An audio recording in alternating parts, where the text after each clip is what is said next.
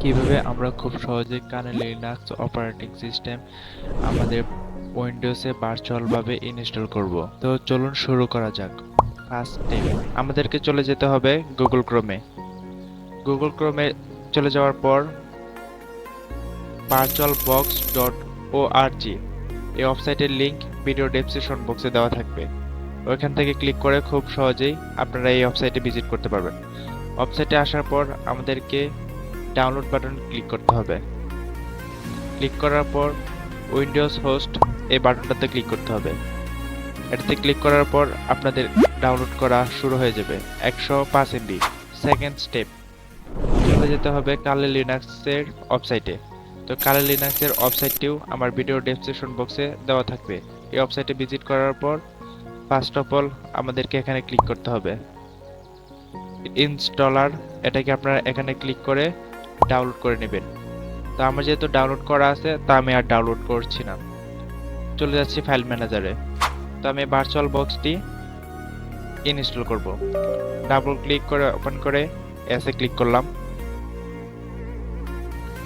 তারপর নেক্সট, আবার next, yes, install. Install click করার পর একটু টাইমে আমাদের ইনস্টল হয়ে গেছে, ফিনিশ। ডাবল ক্লিক করে আমাদেরকে ভার্চুয়াল বক্সটা ওপেন করতে হবে। এড এই বাটনটাতে ক্লিক করতে হবে। এখানে আপনার ভার্চুয়াল বক্সের যে কোনো একটা নাম দিতে হবে।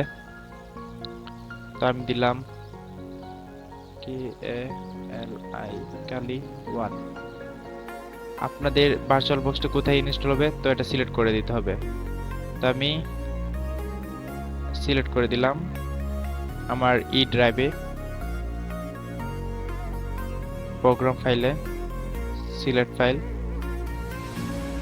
আপনাকে এখানে iOS এ ফাইল ওইটাও সিলেক্ট করে দিতে হবে। আপনি যে ফাইলটি ডাউনলোড করে আনছিলেন 3 GB, ওই ফাইলটি সিলেক্ট করে দিতে হবে। তো এই ফাইলটা আমি কালি দিয়ে রাখছিলাম, তো এই ফাইলটি সিলেক্ট করে দেব। নেক্সট বাটনে ক্লিক করব। তো আমি কয় জিবি র্যাম দিতে যাচ্ছেন মেমোরি, তো এখানে আমি একটু বাড়িয়ে নিলাম, 6 GB দিলাম। আর হচ্ছে প্রসেসরের কোর দিলাম হচ্ছে 5টা। তারপর নেক্সট, আমি স্টোরেজ এখানে থেকে 50 GB দিলাম। মিনিমাম আপনাকে 25 GB মতো রাখতে হবে স্টোরেজ। নেক্সট বাটনে ক্লিক করলাম, তারপরে ফিনিশ। তো আমাদেরকে এখন পাওয়ার অন করতে হবে। তো স্টার্ট বাটনে ক্লিক করব।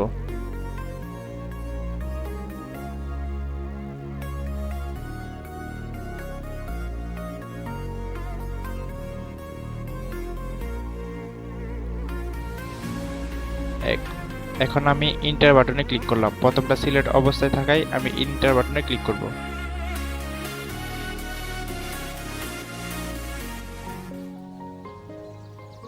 ইংলিশ ল্যাঙ্গুয়েজ সিলেক্ট করে কন্টিনিউ।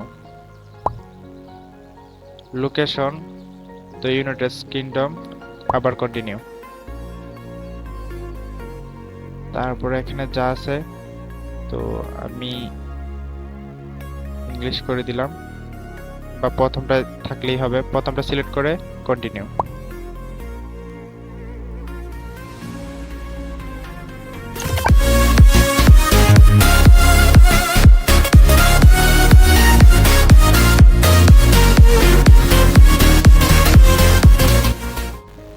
তো হোস্ট নেম এখানে আমি কালি রাখলাম।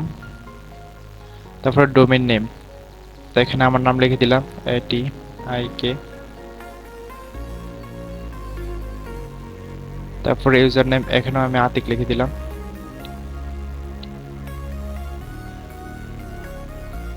কন্টিনিউ। এখানে আমাকে পাসওয়ার্ড দিতে হবে 1 2 3 4 5 6 7 8। 1 2 3 4 5 6 7 8। ইউজার নেম এন্ড পাসওয়ার্ড এগুলো হচ্ছে আমার কালিতে প্রথমে আমার ঢুকতে প্রবেশ করতে আমার এগুলো প্রয়োজন হবে। তো এগুলো আপনি মনে রাখবেন।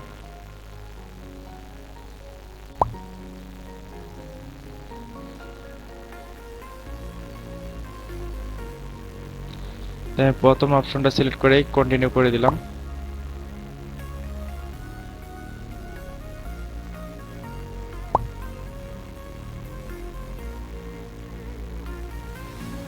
আবার কন্টিনিউ বাটন ক্লিক করব, আবার কন্টিনিউ, আবার কন্টিনিউ, আবার কন্টিনিউ। আমি এখানে এস বাটন ক্লিক করে কন্টিনিউ ক্লিক করব। তো ইনস্টল প্রসেস শুরু হয়ে গেছে।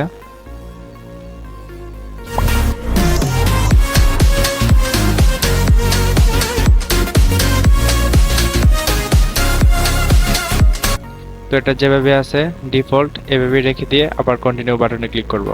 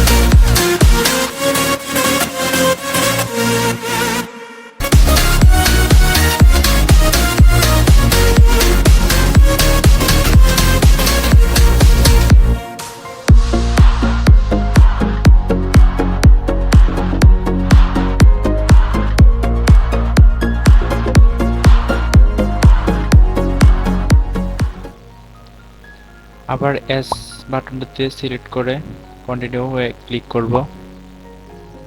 এস কন্টিনিউ ক্লিক করে আমি নিচে অপশনটা সিলেক্ট করে দিয়ে আবার কন্টিনিউ ক্লিক করব।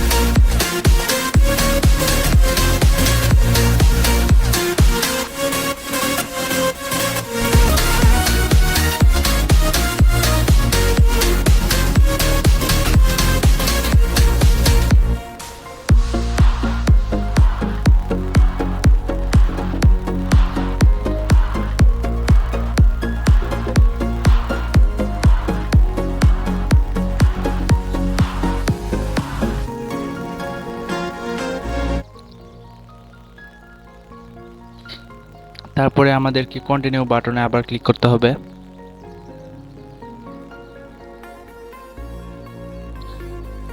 তো আমাদের কালি লিনাক্স অলরেডি ইনস্টল হয়ে গেছে। তো আমি আবার ইন্টার বাটনে ক্লিক করব।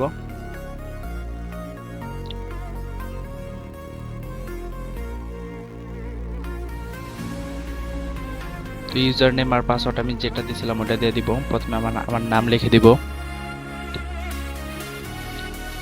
পাসওয়ার্ড দিয়েছিলাম হচ্ছে 1 2 3 4 5 6 7 8। তো আমি ফুল স্ক্রিন করে নিচ্ছি। তো দেখতেই পাচ্ছেন কার্লি লিনাক্সের যতগুলো টুলস আছে সবগুলো এখানে আছে। এভাবে আমরা খুব সহজেই Kali Linux operating system virtual ভাবে ইনস্টল করে চালাতে পারবো। আর আপনাদের যদি কোনো আরো কোয়েশ্চেন থাকে তাহলে অবশ্যই কমেন্ট করে জানাবেন।